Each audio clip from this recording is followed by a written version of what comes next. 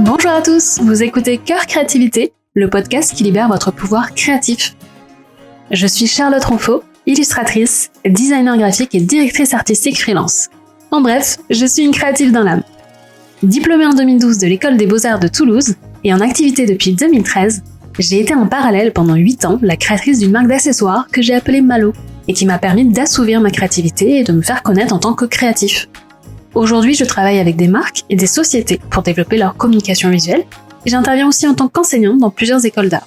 Je développe également ma chaîne YouTube et mon compte Instagram où je partage ma passion. Mon envie ici, c'est d'échanger en toute intimité avec vous autour de la créativité, parce que pour moi, elle n'est pas seulement artistique, elle est bien plus que ça, et tout le monde la détient. Mais faut-il encore réussir à libérer son pouvoir créatif ? Eh bien, c'est tout l'objet de ce podcast. Alors, bienvenue dans Cœur Créativité. Hello, j'espère que vous allez bien. Ça y est, on est dans un 5e épisode de Cœur Créativité. Waouh, c'est un peu... je ne m'attendais pas à aller aussi loin, en tout cas dans mon podcast. Je reviens toute seule en petit talk en solo, après 2 interviews que j'ai réalisées avec Claire Iglesias et Agathe Marcy, parce que j'avais envie de m'exprimer en fait sur plusieurs sujets. Parce que j'ai regardé des vidéos d'autres créatives, notamment Ectomorph, je sais pas si vous la connaissez, Louisa. Donc c'est une illustratrice et créatrice de contenu, du coup, sur YouTube. Et j'ai regardé sa dernière vidéo, une de ses dernières vidéos qui était dans le mois, où du coup elle parlait de son travail en fait en tant qu'illustratrice et comment en fait elle le vivait. Et avec difficulté, on va dire, de vivre en fait de que son travail d'illustratrice. Du coup, ça m'a fait réfléchir et je voulais faire un épisode sur c'est pas ça, c'est plutôt est-ce qu'on peut vivre de sa créativité, est-ce qu'on peut vivre d'un seul métier créatif, parce que je pense que j'ai quoi dire. Là, ça fait quand même, là, en 2024, quand je parle, donc du coup, ça fait 11 ans que je suis à mon compte, où j'en ai vu plein, des moments difficiles et des moments de joie, de danse de la joie, comme on dit. Mais voilà, j'avais envie d'en discuter parce que je trouvais que c'était intéressant ce que Louisa disait, justement, par rapport à ça. Notamment, je vous invite à regarder, je pense qu'elle l'a filmé au mois de mai. Là, on est au mois de juin quand je parle, et où elle parle du respect en fait des illustrateurs vis-à-vis des entreprises, des associations qui font appel à des illustrateurs, mais qui ne les payent pas forcément à leur juste valeur. Peut-être que je viendrai sur ce sujet-là. Je vais pas, ça serait redondant de parler de ce qu'elle a dit. Moi, je voulais juste donner mon avis par rapport à ça et par rapport à mes 11 ans d'expérience. Je me suis noté quelques points, on va dire, à développer. Après, je pense que ça va partir un petit peu, de manière spontanée sur des sujets qui me viennent aussi à la tête. Parce que j'ai envie que le podcast soit plus spontané et moins des sujets préparés qu'on peut retrouver dans d'autres podcasts, et je pense pas que je puisse que ma personnalité en fait finalement soit à même de vous présenter quelque chose de très structuré, parce que je suis créative et que j'ai une j'aime bien dire ça, mais c'est vrai, j'ai l'impression d'avoir une pensée en divergence. Donc voilà, on va un peu oublier la structuration, même si il y a les grandes idées. Bref, du coup, j'ai noté quelque chose qui moi m'énerve un peu, c'est-à-dire que ça, et j'ai eu cette difficulté-là de vouloir absolument être dans une case en tant que créative pour pouvoir rentrer dans dans ce que la société voudrait qu'on dise. Ah, toi tu fais quoi dans la vie? Du coup tu donnes un seul métier et puis basta, c'est bon. Voilà. Le truc c'est que quand on est freelance, quand on est créatif freelance, vous voyez, déjà là je dis créatif freelance et je dis pas illustratrice, parce que finalement je suis illustratrice, mais je suis aussi designer graphique et je suis directrice artistique. Enfin, Je suis créative en fait, juste voilà. J'ai perdu le fil, du coup. Oui, être dans une case, en fait, je trouve que c'est un peu réducteur parce que finalement, être artiste en soi, c'est même pas. On peut pas être dans une case parce qu'on a plein d'idées à la minute, on a envie de faire plein de choses. Et puis on va se nourrir de plein de choses à l'extérieur, de discussions. Mais justement, voilà, la discussion de Louisa, Ectomorph, donc du coup m'a vachement inspirée. Donc, du coup, je me suis dit, je vais filmer, je vais en profiter là.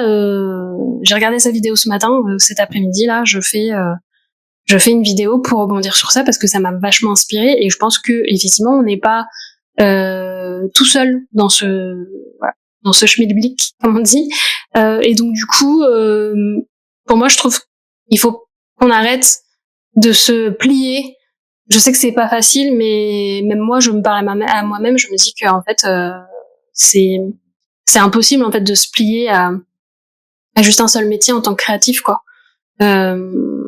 Mais effectivement, je suis, sur l'idée que nos métiers sont pas forcément bien respectés dans le sens où en général, je sais pas, mais je pense que c'est quand même, c'est peut-être une généralité ce que je vais dire, mais oui, je pense qu'on est un des secteurs en tout cas où les autres personnes qui ne sont pas dans ce secteur pensent que comme c'est une passion, du coup c'est pas forcément quelque chose qui peut être avoir une transaction, vous voyez, alors que c'est le cliché totalement, je le reprends mais c'est pas grave, c'est on va pas demander en fait à un boulanger hey, tu me passes ta baguette s'il te plaît gratos, je te fais de la visibilité quoi. C'est juste inenvisageable dans la tête des gens. Donc pourquoi en fait dans un métier artistique on nous propose de la visibilité gratuite contre en fait en fait un service, une prestation de service. Donc ça c'est vrai que c'est un peu quelque chose qui je pense sera toujours là. C'est quelque part c'est à nous dans les métiers créatifs, artistiques je parle. Puisque j'ai vraiment à cœur de dire que la créativité c'est pas forcément que artistique, mais moi comme voilà, je suis dans un métier artistique, créativement parlant. Je pense que c'est quelque chose qu'il faut. Oui, c'est chiant, c'est fatigant de toujours éduquer les gens, mais en fait c'est comme ça. Je pense il faut en fait justement toujours redire que voilà, ça reste un métier à part entière, que c'est un métier très très très cérébral.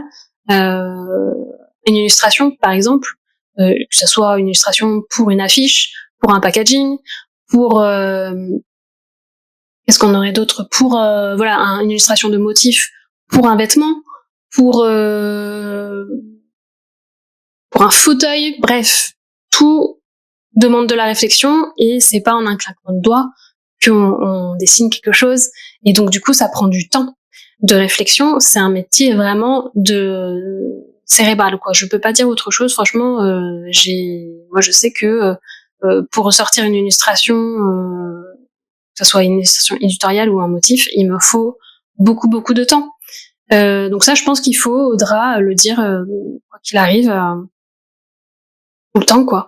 Mais oui, dans l'idée où je pense que la créativité, on peut en vivre si on se met pas dans une case en fait finalement. Bien que moi je le fais, je pense de manière inconsciente, il le faudrait pas. Vraiment, si vous sentez que vous voulez vivre de votre créativité, vous vous enfermez pas. Je dis vous, mais je me parle à moi aussi. Si t'as envie de dessiner, si t'as envie de faire du graphisme, si t'as envie de faire de la vidéo, si t'as envie de faire de concocter des beaux plats, parce que la cuisine c'est aussi de la créativité. Si t'as envie voilà. Mais si t'as envie de faire plein de choses, fais-le, mais vas-y à fond. En fait, je pense que c'est ça la différence, en fait.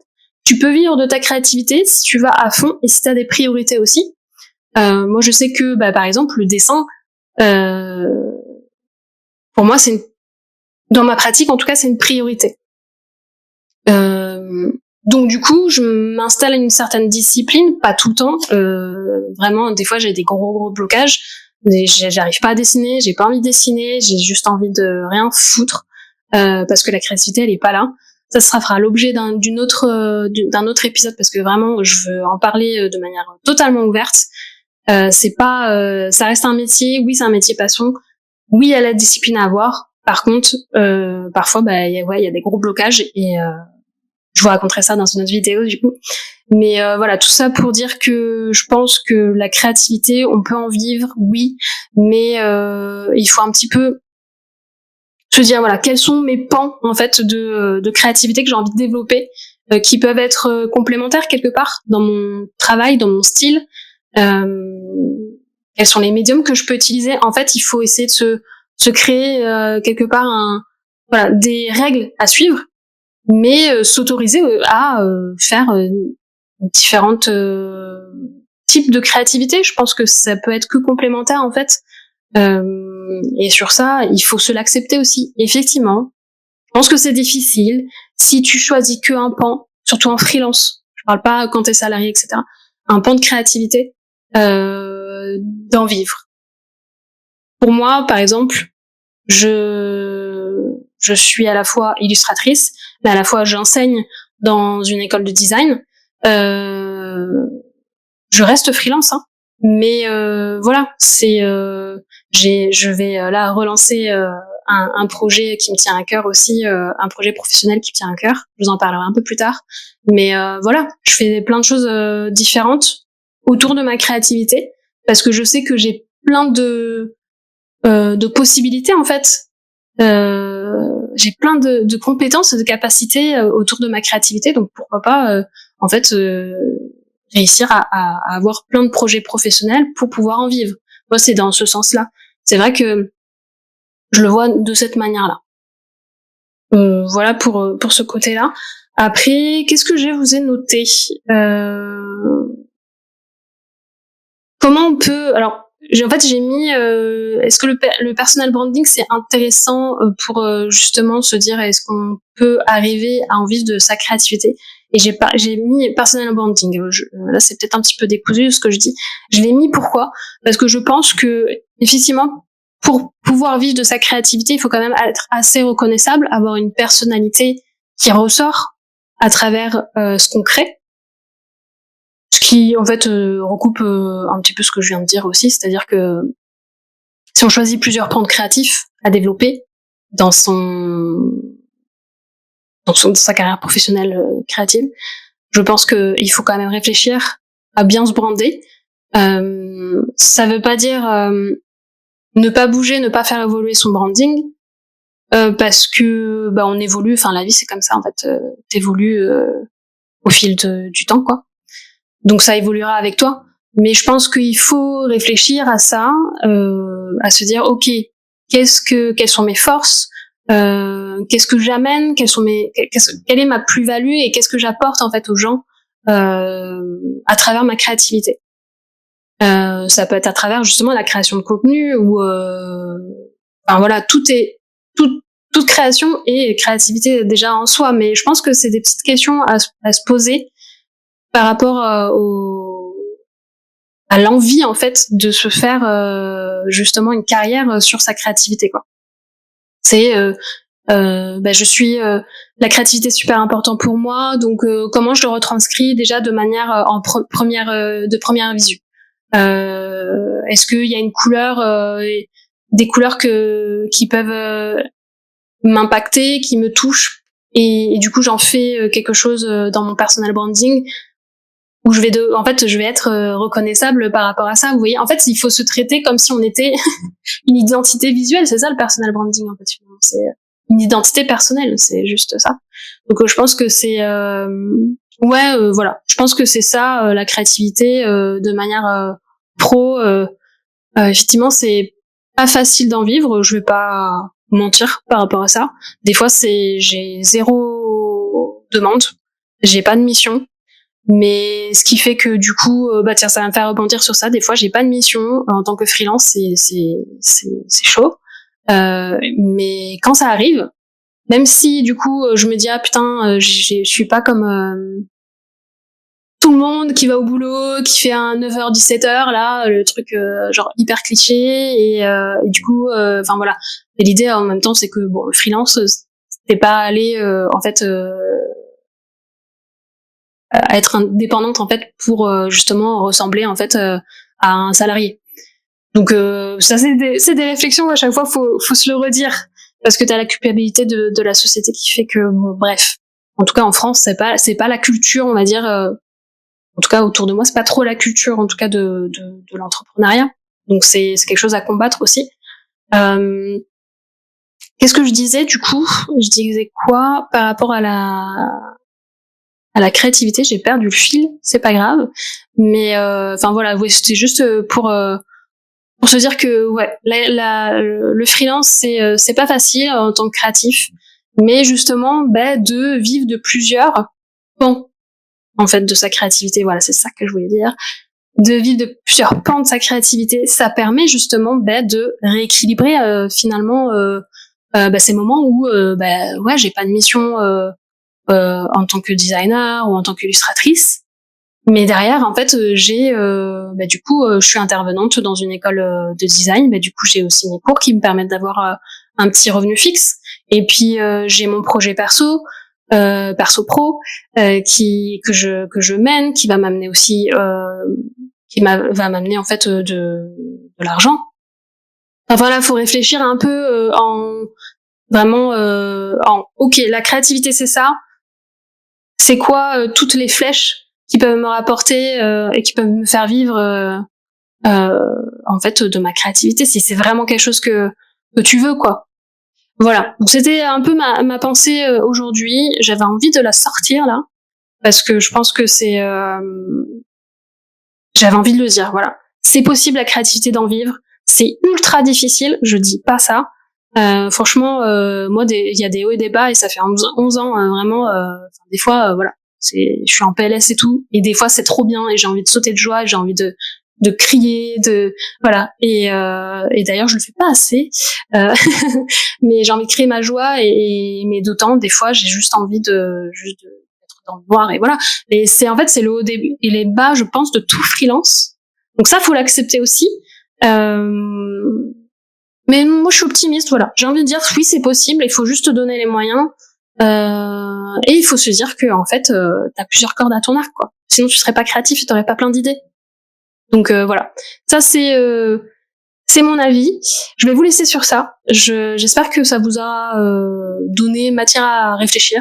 N'hésitez pas, en tout cas, à me faire des retours. Ça serait toujours... c'est cool, en fait, de discuter. Je fais ça aussi pour ça. D'échanger, en fait, autour de la créativité. Et puis, si vous êtes sur YouTube, du coup, vous partagez tout ça, vous me faites un petit commentaire. Si vous êtes sur une plateforme d'audio, parce que je vais aussi partager sur les plateformes d'audio, puisque c'est mon podcast, voilà, laissez un commentaire, une petite note, enfin ce que vous voulez. Moi, j'ai vraiment envie de partager plus avec vous. Je sais que il y en a plein dans ces questionnements-là. Voilà. Donc, je vous dis à très très vite et à bientôt dans un autre épisode des Cœurs Créativité. Ciao!